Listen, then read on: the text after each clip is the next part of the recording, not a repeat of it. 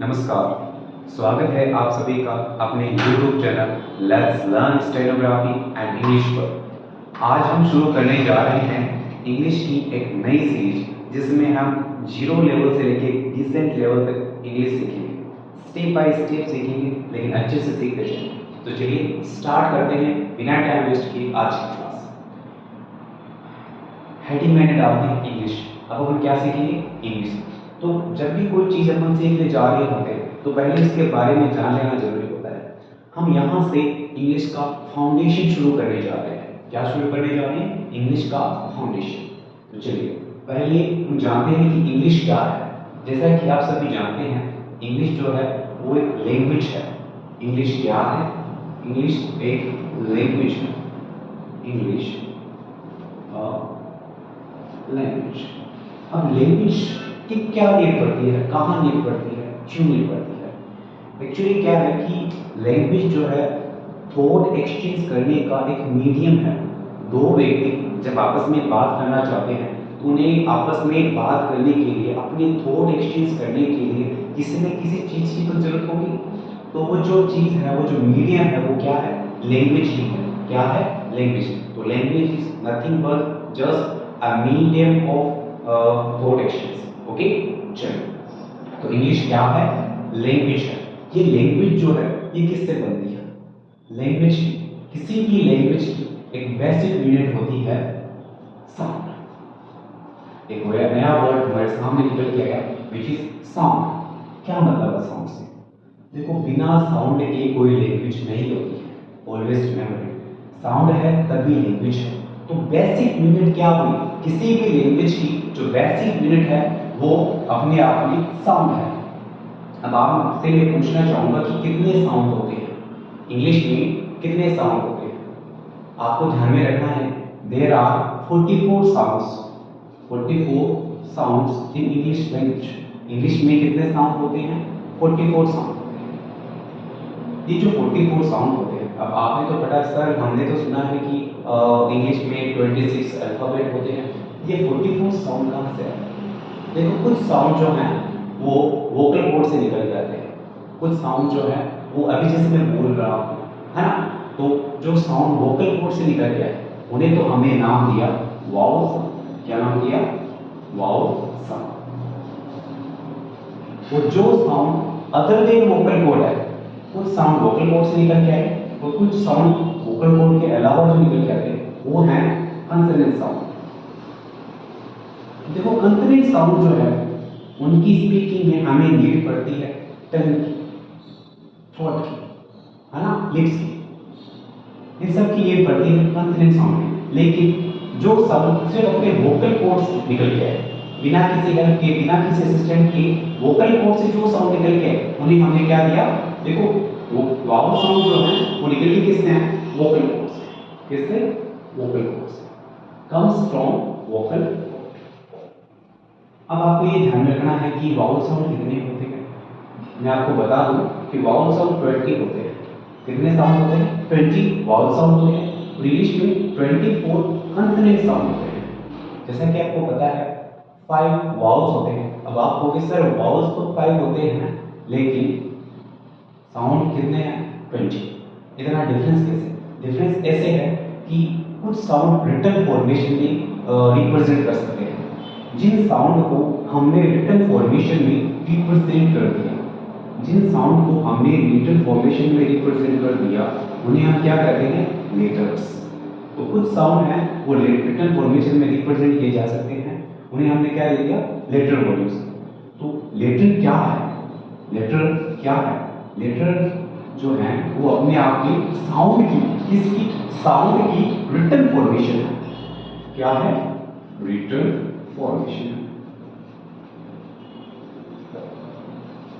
Sound की written formation जो है वो क्या है? लेटर्स। कुछ वर्ड्स मैं आपके सामने लिखना चाहूंगा। The first word is letter.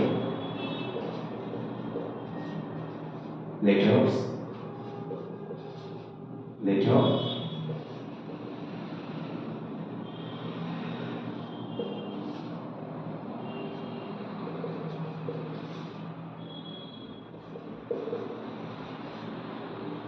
चलिए इन वर्ड्स में थोड़ा डिफरेंसेस अपन जान लेते हैं। कुछ वर्ड्स मैंने आपके सामने लिखे हैं। इन वर्ड्स में कई स्टूडेंट्स में कंफ्यूजन रहता है, वो कंफ्यूजन अपन दूर कर देते हैं। First word is letter. क्या है? लेटर। लेटर का मतलब क्या होता है? लेटर का मतलब है पत्र या अक्षर से। किससे? पत्र भी है और अक्षर भी। Alright, next word is letters. इसी लेटर का प्लूरल क्या है? इसी लेटर का प्लूरल है लेटर्स। पत्र या अक्षर। अक्षरों के समूह को अपन क्या कहते हैं? इन लेटर्स के ग्रुप को अपन कहते हैं अल्फाबेट। इनके ग्रुप को क्या कहते हैं? इनके ग्रुप को कहते हैं अल्फाबेट। क्या कहते हैं जी? अल्फाबेट। चलिए नेक्स्ट वर्ड इज लेटर। आप किसी से कहते हैं for example, right now I am busy, I will call you later. Right now I am busy, I will call you later. तो वो लेटर कौन सा है? ये वाला लेटर है ना। मैं आपको बाद में, यानी कि कुछ टाइम बाद, आफ्टर सम टाइम, उसे अपन क्या कहते हैं? लेटर। देखो इनका प्रोनाउंसिएशन ऑलमोस्ट सिमिलर है, बट सबके मीनिंग डिफरेंट है। ये चीज आपको ध्यान रखनी है। Next word is lecture. क्या है? लेक्चर। इस वर्ड में और इस वर्ड में बहुत ही ज्यादा डिफरेंस है। इनकी मीनिंग चेंज है। देखो सिर्फ एक सिंगल लेटर की वजह से, इसमें ई है और इसमें ए है, इसकी सिंगल लेटर की वजह से इनका मीनिंग चेंज हो रहा है। कैसे? जैसे एग्जांपल लिखो, अपन अंडरस्टैंड करते हैं।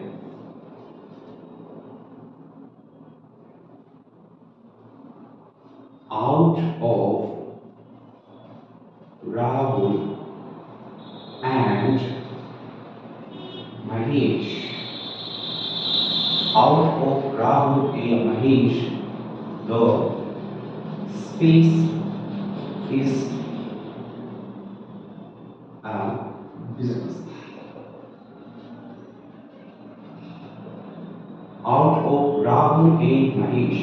राहुल और महेश में से, राहुल और महेश में से the space is a business. Options हैं आपके सामने, लेटर। यहां पे किसकी बात की जा रही है? बाद वाले केसेस में, है ना। राहुल और महेश में से जो बाद वाला है ना, दूसरा वाला बाद वाला, इस लेटर के सेंस में ना समझे। बाद वाले से मेरा मतलब है जो सेकंड वन है। इस दोनों में से सेकंड वन कौन सा है? महेश।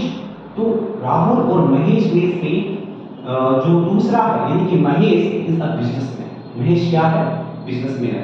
तो यहाँ पे ये लेटर नहीं आके क्या आएगा? ये लेटर आएगा। इसका मीनिंग क्या होता है? इसका मीनिंग होता है दूसरा। क्या होता है? दूसरा, या फिर इसको भी कहते हैं दो में से बाद वाला। दो में से बाद वाला। Next word is लीचर। क्या है? लीचर। लीचर का मतलब क्या होता है? देखो इसका प्रोनाउंसिएशन क्या है? लीचर। क्या है? लीचर। कई जगह आपने देखा होगा, जैसे किसी प्लेटफॉर्म पे या मेट्रो स्टेशन पे लिखा हुआ होता है डोंट लीचर हियर। क्या लिखा होता है? Don't litter here. Don't litter here. क्या मतलब है? इसका मतलब है यहाँ कचरा ना करें या यहाँ कचरा ना फेंकें। इस वर्ड का मीनिंग होता है गार्बेज से, कचरे से। किससे है? कचरे से। Next word is लीचर। क्या है? ये तो आप बेसिकली जानते ही हैं, एक मेजरमेंट यूनिट है, मापने की इकाई है लिक्विड को, है ना। मिल्क है, पेट्रोल है, 1 लीटर 2 लीटर, बहुत ही आसान है ना। तो इस वर्ड में भी फर्क है, आप कंफ्यूज ना हो जाए। इन दोनों वर्ड्स में भी फर्क है। तो कुछ वर्ड्स जो कि कंफ्यूजेबल वर्ड्स हैं, मैंने आपके सामने लिखे हैं। ये वर्ड्स आपको ध्यान में रखने हैं। कई स्टूडेंट के इन वर्ड्स में कंफ्यूजन होता है। चलिए आगे करते हैं, कंटिन्यू करते हैं अपनी क्लास को। इसी साउंड की अपन बात कर रहे थे। साउंड कितने होते हैं? मैंने बेसिकली आपको बताया, साउंड होते हैं 44। कितने होते हैं? 44। कुछ होते हैं वावल साउंड, कुछ होते हैं कंसोनेंट साउंड। इन साउंड को थोड़ा और डिटेल में जान लेते हैं। इसी साउंड को हम थोड़ा और डिटेल में जान लेते हैं। चलिए मैं यहां लिख देता हूं साउंड। देखो कुछ साउंड जो होते हैं वो होते हैं शॉर्ट साउंड। क्या होते हैं, शॉर्ट साउंड। कुछ साउंड होते हैं लॉन्ग साउंड और कुछ साउंड होते हैं लेजी साउंड। तीन टाइप के साउंड हैं। इस साउंड की अपन ने तीन कैटेगरी बनाई। The first one is short sound, the second one is long sound and the third one is lazy sound. Short sound देखो कैसे, जिसको बिल्कुल ही शॉर्ट वे में बोला जाए। लाइक मैं एग्जांपल लिखना चाहूंगा यहाँ पे,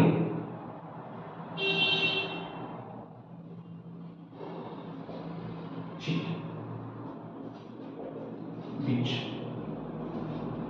हिट। एक वर्ड में लिखो शीट, बीच, हीट। कुछ वर्ड्स मैंने आपके सामने लिखे हैं। इन वर्ड्स के थ्रू अपन अंडरस्टैंड करते हैं शॉर्ट साउंड क्या होते हैं, लॉन्ग साउंड क्या होते हैं। वर्ड मैंने लिखा शीट, अब बोलते हैं ओ शीट, ये क्या हो गया, है ना, वो कौन सा है, शीट। बीच, हिट।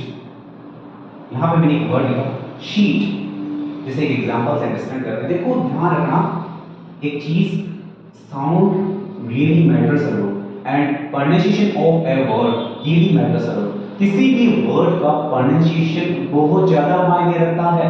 अगर आप किसी वर्ड का प्रोनाउंसिएशन सही नहीं कर रहे हैं तो अर्थ का अनर्थ हो सकता है।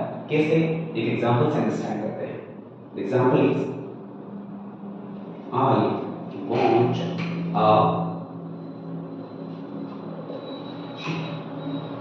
to write an application.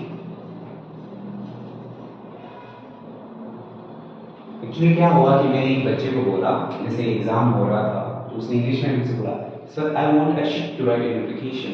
मुझे एक क्या चाहिए, शीट चाहिए या शीट चाहिए। मैंने बोला भाई क्या बोल रहा है, शीट नहीं, प्रोनाउंसिएशन सही नहीं कर रहे हो आप सब।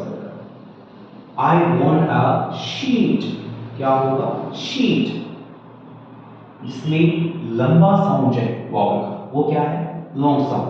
जिसमें शॉर्ट हो, स्ट्रेस कम जाए वावल में, वो क्या है, short sound. I want a sheet to write an application. इसी टाइप से कुछ वर्ड्स और लिखेंगे। बीच, बीच,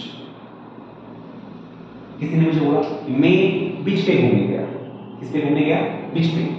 मैंने बोला क्या बोल रहा है, पागल हो गया है क्या, बीच पे कैसे जा सकता है, बीच पे नहीं, बीच पे। मैंने कहा हाँ ये ठीक है, बीच पे घूमने नहीं जाते हैं। बीच पे कोई घूमने जाता है क्या, बीच पे जाते हैं। कहाँ जाते हैं, बीच पे। तो ऑलवेज रिमेंबर इट, अगर आप वर्ड्स का प्रोनाउंसिएशन सही नहीं करेंगे तो वर्ड का मीनिंग चेंज हो जाएगा। वर्ड का मीनिंग चेंज हो जाएगा। कुछ वर्ड शॉर्ट बोलने होते हैं तो शॉर्ट ही बोले, जिनको लॉन्ग बोलना है उनको लॉन्ग ही बोले। ये नहीं कि सिमिलर सिमिलर है तो उस वजह से अपन लॉन्ग को शॉर्ट लिए जा रहे हैं, शॉर्ट को लॉन्ग कर रहे हैं। उससे क्या होगा, वर्ड्स का मीनिंग चेंज हो जाएगा। तो बीच पे नहीं, बीच पे घूम गया है। इस पे बीच पे नहीं, बीच पे। Hit, heat. चलिए तो थर्ड कैटेगरी है, उसको भी हम अंडरस्टैंड कर लेते हैं। Lazy sound. देख नाम से ही पता चल रहा है लेजी। जिन साउंड में कोई स्पार्क ना हो, किसी भी टाइप का स्पार्क ना हो, नो स्पार्क, जिन साउंड्स में कोई स्पार्क नहीं होता उनको अपन क्या बोलते हैं, लेजी साउंड। मतलब बोलने में ही आलस आ जाएगा। जैसे मैंने कहा टुडे, क्या कहा, today, today I am looking very tired, today you are looking very tired. क्या बोला, टुडे, लेजी वे में बोलना है, टुडे नहीं करते, टुडे। चलिए एक और वर्ड लिखते हैं, ओके। क्या है, ओके। देखो वर्ड बोलने से ही पता चल रहा है क्या है ये, टुडे। क्या है, टुडे। तो तीन कैटेगरी हमने साउंड की बनाई। First one is short sound, second one is long sound and third one is lazy sound. Lazy sound मैंने कहा बोलने में ही पता चल जाएगा। जिन साउंड में किसी भी टाइप का स्पार्क ना हो, कोई टाइप का स्पार्क ना हो, बोलने में ही लेजीनेस आ जाए। Today, okay, lethargic, lethargic. ये वर्ड्स जो है ये क्या है, लेजी साउंड दे रहे हैं। इन वर्ड्स को बोलने में ही थोड़ा लेजीनेस आ रहा है। जिनमें कोई स्पार्क ना हो वो वर्ड्स क्या होते हैं? Lazy sound. तो 3 कैटेगरी मैंने बताई, I hope you got it correct. चलिए आगे चलते हैं, कंटिन्यू करते हैं, एक बार फिर से रिकॉर्ड करते हैं। जैसा कि मैंने आपको बताया इंग्लिश के बारे में, इंग्लिश क्या है? लैंग्वेज है। क्या है? लैंग्वेज है। लैंग्वेज किससे बनती है? साउंड से। किसी भी लैंग्वेज की जो बेसिक यूनिट है वो क्या होती है? साउंड। साउंड कितनी होती है? इंग्लिश में 44 साउंड होते हैं। इनकी दो कैटेगरी है, कुछ है वावल साउंड और कुछ है कंसोनेंट साउंड। वावल साउंड कितने होते हैं? 20। कंसोनेंट साउंड कितने होते हैं? 24। वावल साउंड कहां से आते हैं? वोकल कॉर्ड से। जो साउंड वोकल कॉर्ड से आते हैं उन्हें हमने क्या कहा? Vowel sound. जो वोकल कॉर्ड से आए उन साउंड को हमने क्या कहा? Vowel sound. और जो अदर देन वोकल कॉर्ड है उनको अपन ने क्या कहा? Consonant sound. इसी टाइप से कुछ वर्ड्स मैंने आपको यहाँ पे बताए, फिर कुछ एग्जांपल किए, उसके बाद में हमने साउंड की 3 कैटेगरीज बनाई। 3 कैटेगरीज बनाई जिसमें फर्स्ट कैटेगरी थी short sound, second one long sound, third one lazy sound. I hope यहाँ तक आपको अच्छे से समझ में आ गया। आप एक आगे कंटिन्यू करते हैं अभी।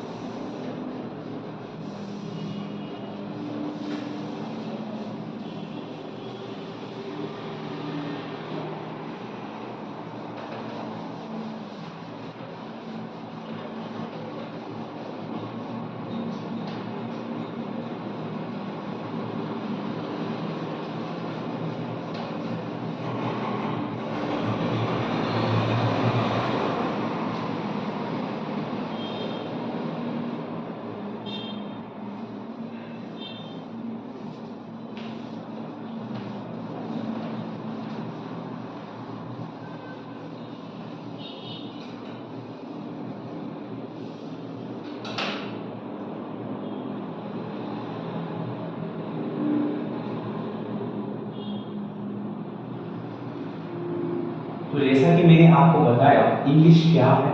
लैंग्वेज है। हमने सीखा English is a language. Language किससे बनी? साउंड से। साउंड निकल के आए, उसके बाद में साउंड से देखो क्या होगा? साउंड से बने लेटर्स। क्या बने? लेटर्स। लेटर्स क्या होते हैं? Written formation of sound. Letters क्या होते हैं? ये साउंड की रिटन फॉर्मेशन होते हैं। क्या होते हैं? Written formation of sound.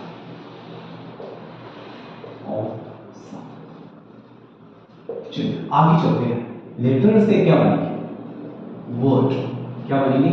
Word. लेकिन वर्ड क्या सिर्फ लेटर होना ही सफिशिएंट है? लेटर्स मिलके ही वर्ड बनाते हैं? जरूरी नहीं कि लेटर्स मिलके ही वर्ड बने।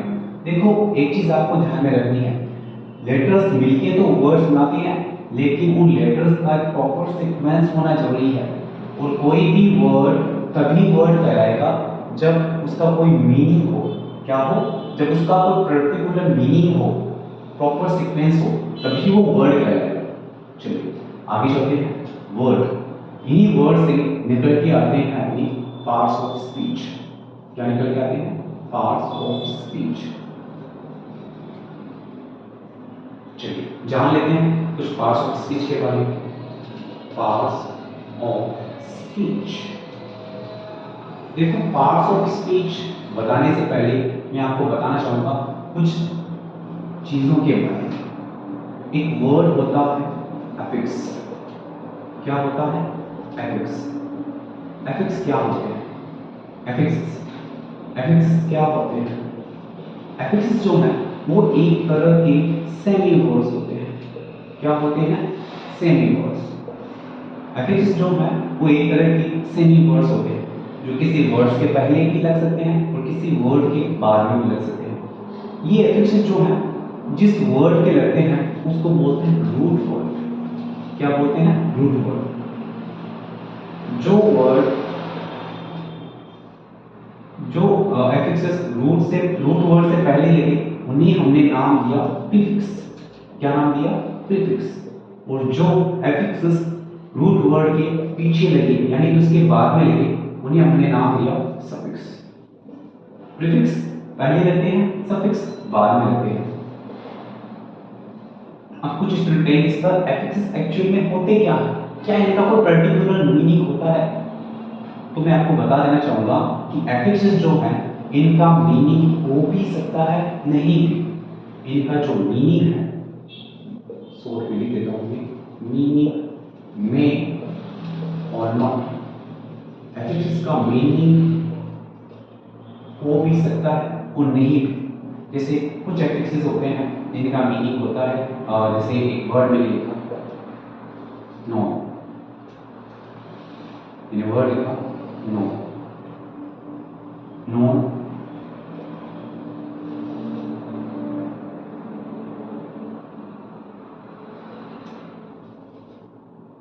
Continuous, non continuous.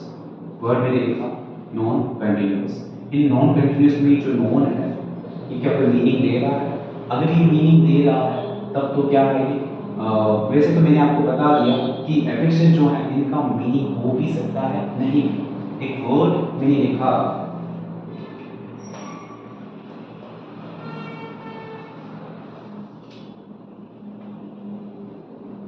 तो एफिक्सेस जो है इनका मीनिंग हो भी सकता है और नहीं भी। अब देखो एक वर्ड में लिखना चाहूंगा, एक रूट वर्ड हम यहाँ ले लें। जैसे मैंने एक वर्ड लिया काउंट। क्या वर्ड है? काउंट। काउंट क्या है?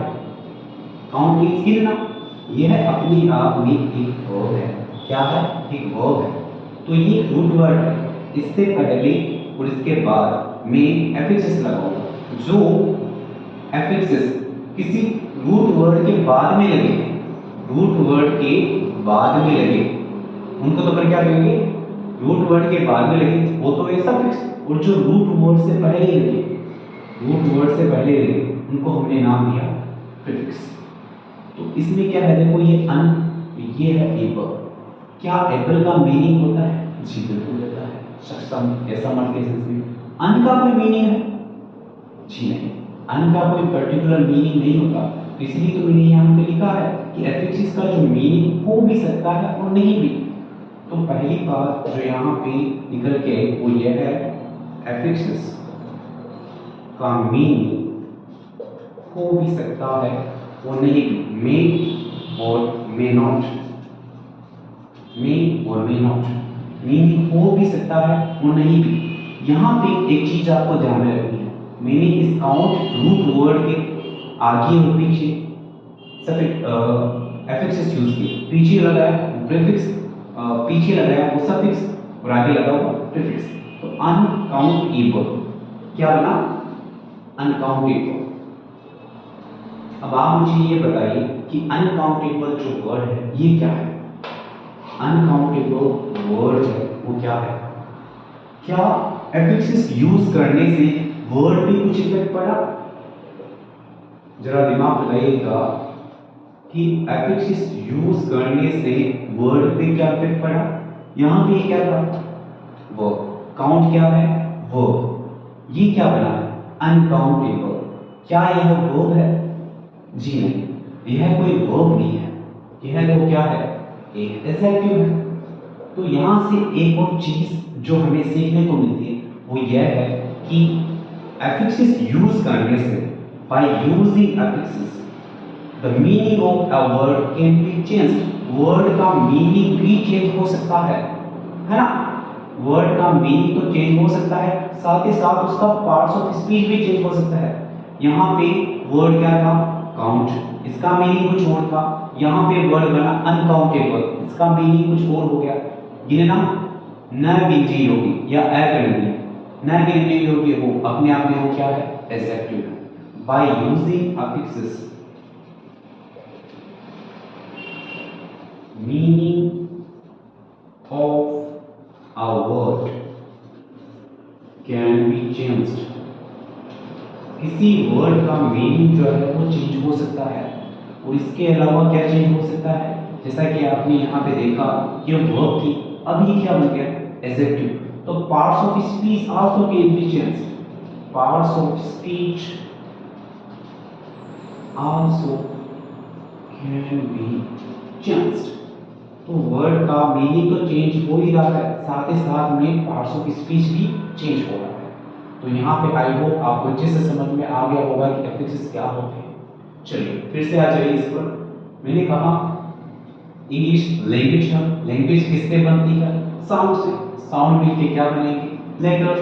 लेटर्स से अपन ने सीखा वर्ड, इन्हीं वर्ड से निकल के आए पार्ट्स ऑफ स्पीच। क्या निकल के आए? Parts of speech. Parts of speech कितने होते हैं इंग्लिश में? जैसा कि आपको बेसिकली पता है 8 पार्ट्स ऑफ स्पीच होते हैं। कितने होते हैं? 8। कौन कौन से? The first one is noun. क्या है? Noun. And the second one is pronoun. Third one is adjective. Fourth one is adjective. Fourth one is verb. बिल्कुल अच्छे से सीखेंगे अपन वन बाय वन करके। पहले हम जान तो ले कि ये टर्म्स क्या क्या है, नाउन क्या है, प्रोनाउन क्या है, एडजेक्टिव क्या है, वर्ब क्या है। डेप्थ में सीखेंगे, लेकिन पहले इन टर्म्स के बारे में जानते हैं। कितने पार्ट्स ऑफ स्पीच होते हैं? There are 8 parts of speech in English language. English language में कितने पार्ट्स ऑफ स्पीच होते हैं? 8। Noun, pronoun, adjective, verb, adverb, conjunction, seventh one is preposition, and eighth one is interjection. चलिए इन words के बारे में भी जान लेते हैं। ये जो 8 पार्ट्स ऑफ स्पीच निकल के आए हैं, इनके बारे में थोड़ी स्मॉल डेफिनेशन आप प्रिपेयर कर लेते हैं। The first one is noun. Noun क्या होते हैं? नाउन एक तरह की नेमिंग वर्ड होते हैं। क्या होते हैं? Naming word. नाउन एक तरह की नेमिंग वर्ड होते हैं। नाम किसी का भी नाम अपने आप में क्या है? नाउन है। किसी भी व्यक्ति का नाम आपने हिंदी में सुना होगा, किसी व्यक्ति को संस्थान का नाम क्या होता है? नाउन होता है ना? इंग्लिश में अपन कहते हैं the name of any person, place और thing is called as noun. लेकिन क्या पर्सन, प्लेस और थिंग ये तीन ही नाउन होते हैं, बाकी नाउन नहीं होते? जैसे मैंने एक एग्जांपल लिखा, honesty is the best policy। ये वर्ड क्या है? क्या ये कोई पर्सन है? जी नहीं। क्या ये कोई प्लेस है? नहीं। क्या ये कोई थिंग है? जी नहीं। तो फिर ये क्या है? आप कहोगे सर ये है तो नाउन। कौन सी नाउन है? एब्स्ट्रैक्ट नाउन, है ना? लेकिन आपने तो पहले कहा था सर कि the name of any person, place, thing is noun. किसी व्यक्ति, वस्तु, स्थान का नाम। जी जरूरी नहीं कि व्यक्ति, वस्तु, स्थान का नाम ही नाउन हो। इसके अलावा कुछ नाउन फील ओनली होती है, कुछ नाउन को सिर्फ फील किया जाता है। तो ये कौन सी है? फील ओनली नाउन है। तो नेमिंग वर्ड होते हैं, ये आपको ध्यान में रखना है ना? कुछ विजिबल होती है, कुछ नाउन विजिबल होती है। जो विजिबल है उनमें है पर्सन, प्लेस, थिंग, और कुछ नाउन है फील ओनली। कौन सी है? Feel only. चलिए आई होप यहां तक समझ में आ गया हो। आगे चलते हैं।